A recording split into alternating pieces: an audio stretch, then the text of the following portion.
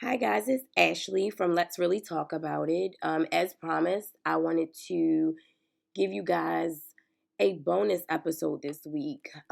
Today, I wanted to talk a little bit about my experience navigating this world with a kid diagnosed with autism. Um, I get a lot of questions as far as his resources and, you know, how did you find this program? How did you find that program? And one of my biggest questions, which is the one that I kind of wanted to address today, was how did I know my son was autistic? And I like to say that as moms and as just as parents in general, when you've had multiple kids and you pay attention to your kids and how they're growing and how they're developing, um, when things don't seem, I guess, right, you can kind of also pick up on that too. And like I said, it's usually like because you're paying attention. And I know we live busy lives, and I get it. You gotta do the things that's necessary to like sustain living, and that's working and providing and things like that. But take some time out to really pay attention to your kid and how they're growing and what you're noticing and what other people are noticing, whether there's other care providers involved or if there's other teachers or anything like that. And the biggest thing that I would say when I answer the question of how did I know my son was autistic, so typically, and you would probably hear this from many parents, typically your kid is developing normally. You know, they cry like they should, they eat like they should, they're walking when they should, um, making, little sounds and starting to say words and things like that. And there got to be a point where with my son, he was approaching that 17-month mark. And we kind of had like this typical how our day would go thing where I would like wake up, I'd hear him, and then I would go and I would get him out of his bed. I'm singing a little song to him in the morning, like, the good morning to you. So this particular morning, I'm like, wow, I don't hear him. I guess he's sleeping. So like I kind of just went on about my morning, and I'm looking up and I'm going, wow, it's been a long time. Like he usually doesn't sleep this long. Only to come to his room to find out that he wasn't asleep. He was actually wide awake and just staring in the ceiling. And I said his name. I'm like, Josiah, Josiah. And he didn't respond, as if there was no one in the room but him. And he continued to stare in the ceiling. So I lifted him up out of his crib and attempted to make eye contact with him, and I noticed that his eyes never really locked with mine. Um, I won't say that they wandered, but it almost appeared as if he was like looking straight through me, so to speak. And that day was just different for me. And I remember telling my husband, well, then husband, I think something's wrong. Like Josiah's not really responding how he used to, and I'm kind of concerned. And I'm also a nurse, right? So, but I tell my kids all the time, I'm not your nurse, and I'm not a doctor. That's not my scope of practice to diagnose. Um, so I'm quick to say, I want to go to the hospital. I want somebody to, assess him, see him, whatever. And I thought like, well, maybe there had been some sort of brain injury or something, but he had only been in his crib and he didn't fall out of his crib. He never hit his head anywhere. Like, so there was nothing to really explain um, the change in behavior, because a lot of times in the healthcare setting, acute changes in behavior can really be like a neurological cause. So in your mind you're wondering like stroke, brain bleed, all these things, and Google will take you down a rabbit hole leading to death, honestly. So I definitely don't suggest ever going to Google with your symptoms. But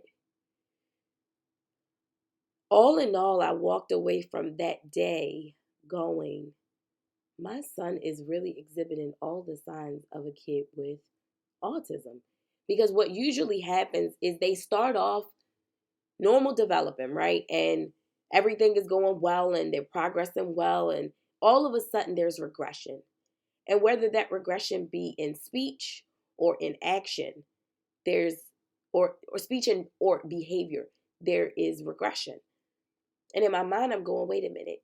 He's not talking. He's not making eye contact. And he's kind of just mute. Like he just, and it was very disheartening. I cried a lot.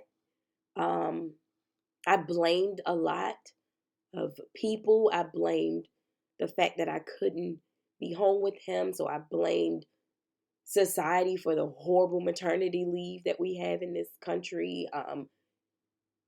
Or not society. I blame the government for the horrible maternity leave that we have in this country. Like, I mean, I just went on like this blame game because I was literally very, very heartbroken. And this was way before the diagnosis, right? This was me saying something is wrong and I think my son is autistic. So anyway, fast forward, he had a pediatric appointment. I think it's like the 18-month checkup, but he went at month 17. And I voiced my concerns. I said, he's not talking. He used to say, little words, and now he says nothing. He's not really making eye contact and blah, blah, blah. And I really think that this is autism, and I want him to be assessed. And the pediatrician, she just didn't seem as concerned. She was just like, nah, maybe it's a speech delay. Maybe there's like a little bit of a developmental delay. So she went with the speech and developmental delay, and she said to me, but I mean, I don't think anything is wrong. Like, I give him time. Boys are different. I had girls first, and I was, you can't compare your girls to your boys. Boys move at a different pace, all of that. And I'm just like, yeah, okay, I hear you, but that's not what this is. I didn't feel like that's what this was. So anyway, we went on to have the conversation, and I kind of demanded that whatever resources that were necessary, if a parent, believed that their kid had autism, like, please make sure you put in the appropriate referrals and blah, blah, blah. Like, I was super adamant about walking away with some sort of written document that says, hey, she wants further evaluation of her kid. So anyway, there was a referral put in for a program called Infants and Toddlers.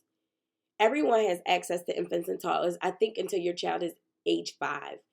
And there doesn't have to be anything necessarily wrong, but your provider can, get with you, have a conversation with you, and just make sure, like, hey, is my kid developing normally? And if they're not, here are some resources. They're free resources that are available to me in my area. Now, granted, depending on where you are, different counties or whatever, there's going to be a different number for infants and toddlers. But I think it first starts with your provider putting in a referral, where infants and toddlers actually will assess your kid. There's I want to say the assessment takes like about an hour or two. And I remember because we were, my son was born during the pandemic, right? Or when we were like actively in that pandemic where everything was kind of virtual and people weren't in their offices. So it was just difficult to figure out how somebody was going to test him because they would not be able to do it in person. It would be something that would be done virtual. So in my mind, I'm just like, this is going to be bull crap, whatever. Well, lo and behold, they took the doctor's speech and developmental delay to mean that, okay, we can set him up with speech services and we can set him up with occupational therapy so that we could get him, on par, whatever the,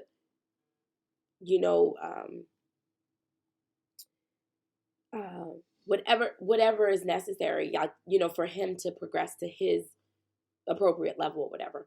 So they did do an assessment, and then I got set up with speech and OT.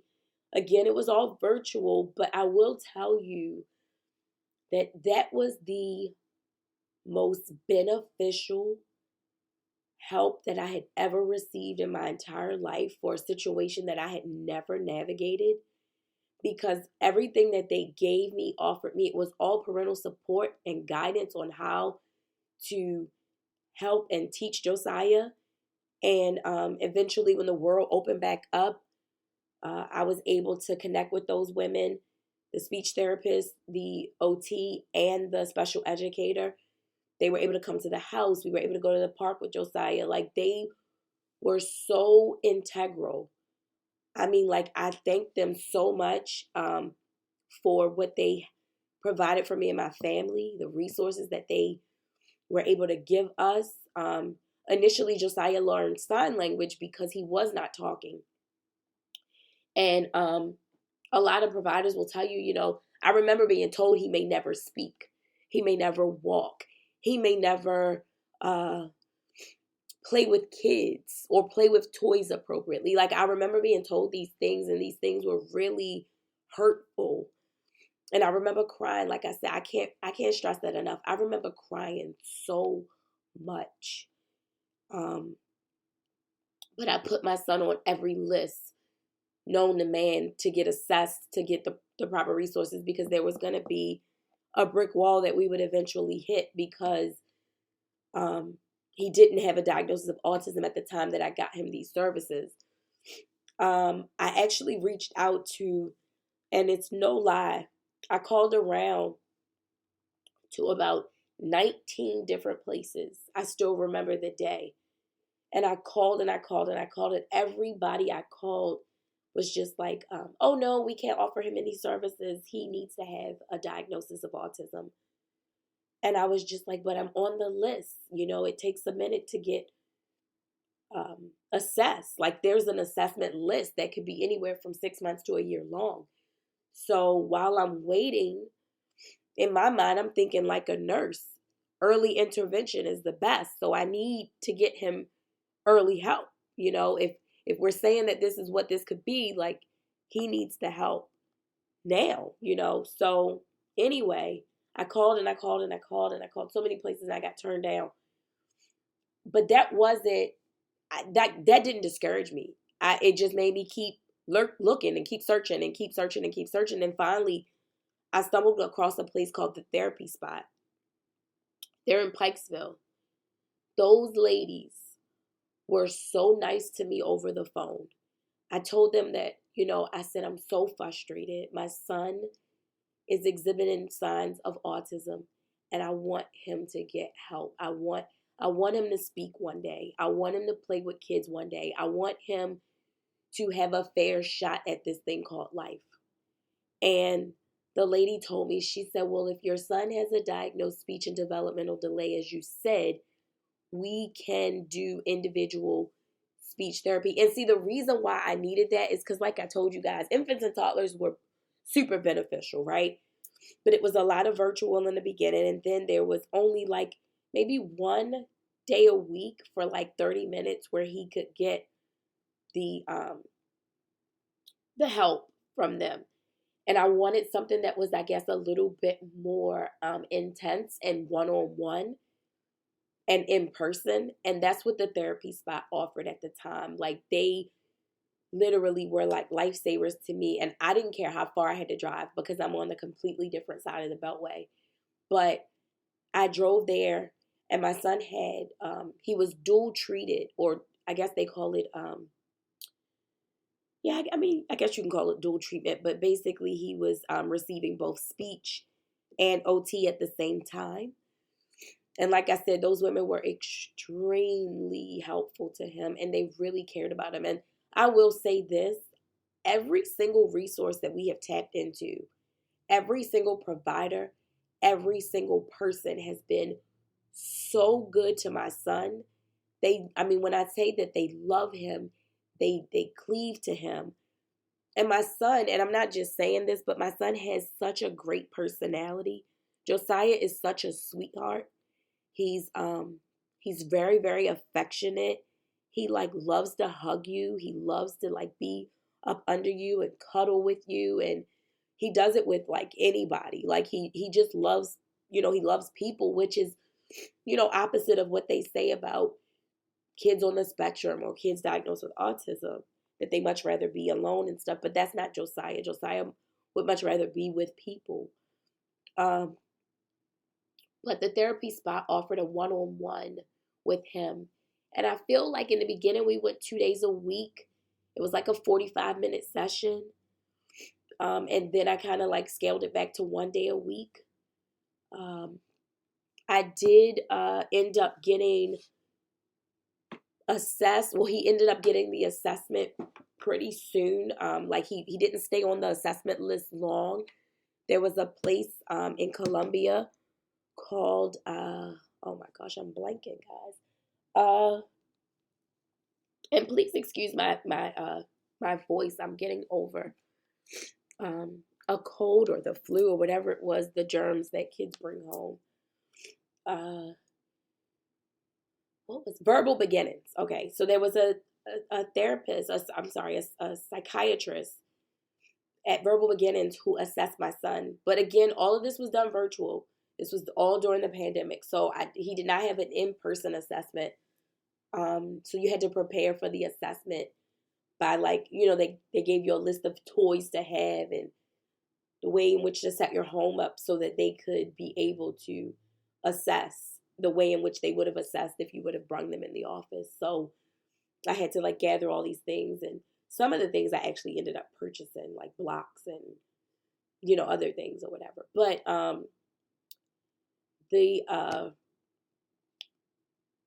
the person who did the assessment, the therapist who did the psychiatrist who did the assessment, did Josiah's case pro bono. I hear a lot of parents talk about all the money that they've spent in this process. And I am grateful, and I will forever say this, I am grateful and I'm highly blessed to have never spent a single dime. Josiah was a pro bono assessment. The services of speech and OT that we had, they were all free services. So I'm definitely an open book when it comes to how did I get so much for free. We were able to tap into a lot of state-funded stuff. Just listen, when I say I'm super grateful and I'm super blessed, like I will never, ever take it for granted.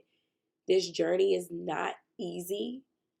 And there are many times, even with Josiah being as, because let's fast forward, he's now 4 years old.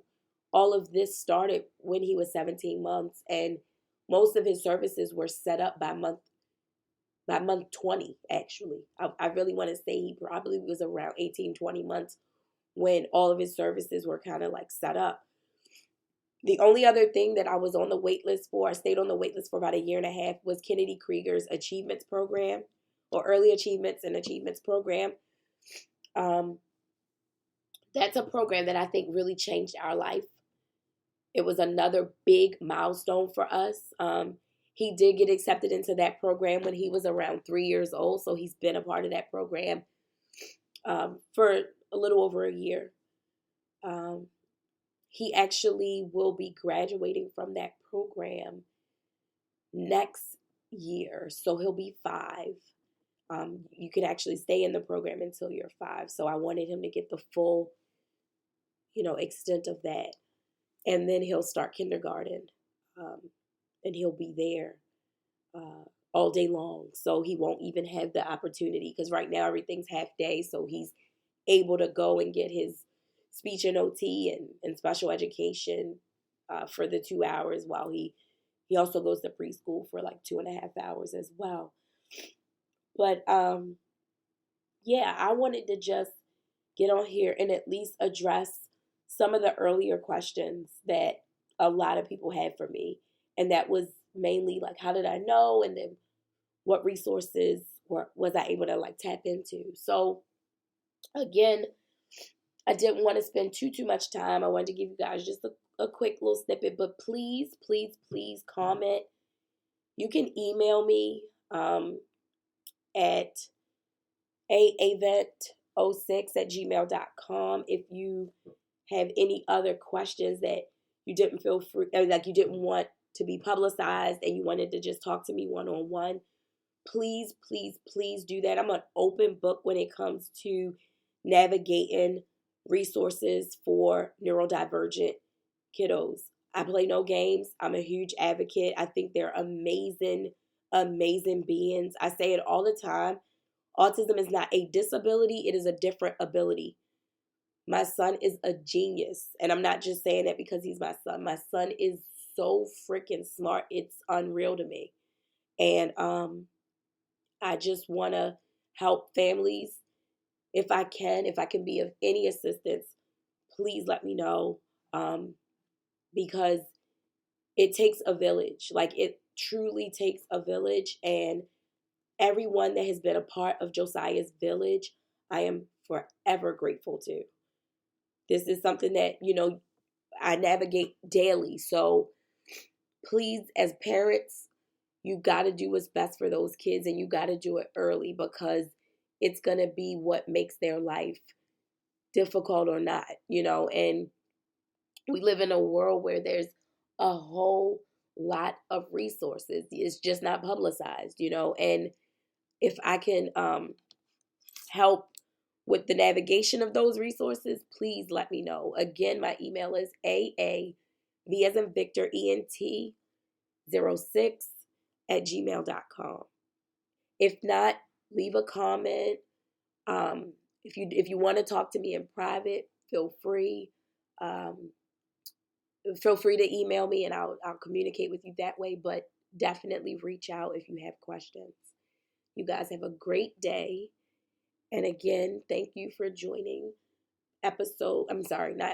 bonus footage from Let's Really Talk About It.